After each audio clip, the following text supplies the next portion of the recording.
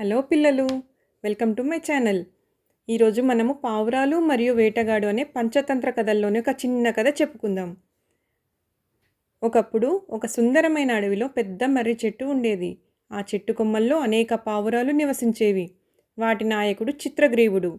ఒకరోజు ఒక వేటగాడు ఆ చెట్టు దగ్గరికి వచ్చి నేలపై ధాన్యాన్ని చల్లి దాని మీద వల పన్నాడు.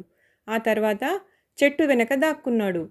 ఆహారం కోసం వెతుకుతున్న పావురాలు ఆ ధాన్యాన్ని చూసి ఆకర్షితులయ్యాయి.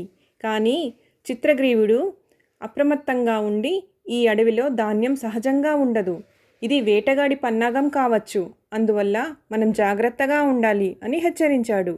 అయితే కొన్ని పావురాలు ఆకలితో చిత్రగిరిని మాటలను పట్టించుకోకుండా ధాన్యాన్ని తినడానికి దిగాయి. వెంటనే అవి వలలో చిక్కుకున్నాయి. వేటగాడు ఆనందంతో వల వద్దకు వచ్చాడు. చిత్రగ్రీవుడు తన మిగతా పావురాలతో కలిసి వలతో సహా ఎగరాలని నిర్ణయించాడు. అతనన్నాడు, మనం అందరం ఒకే సమయంలో శక్తిగా ఎగరాలి. అప్పుడు వలతో పాటు మనం పైకి లేచి సురక్షితమైన ప్రదేశానికి వెళ్ళవచ్చు. అందరూ అంగీకరించి ఒకే సమయంలో ఎగరడం ప్రారంభించాయి. వలతో పాటు పావురాలు ఆకాశంలో ఎగరడం చూసి వేటగాడు ఆశ్చర్యపోయాడు. చిత్రగ్రీవుడు తన స్నేహితుడైన హిరణ్యకుడనే ఎలుకరాజు దగ్గరకు వెళ్ళాలని నిర్ణయించాడు. అతని దగ్గరకు చేరి తన పరిస్థితిని వివరించాడు.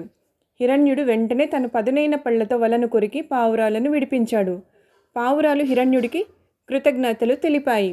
చిత్రగ్రీవుడు అన్నాడు, మన ఐక్యత మనకు రక్షణ ఇచ్చింది. ఇది మనకు ఒక గొప్ప పాఠం.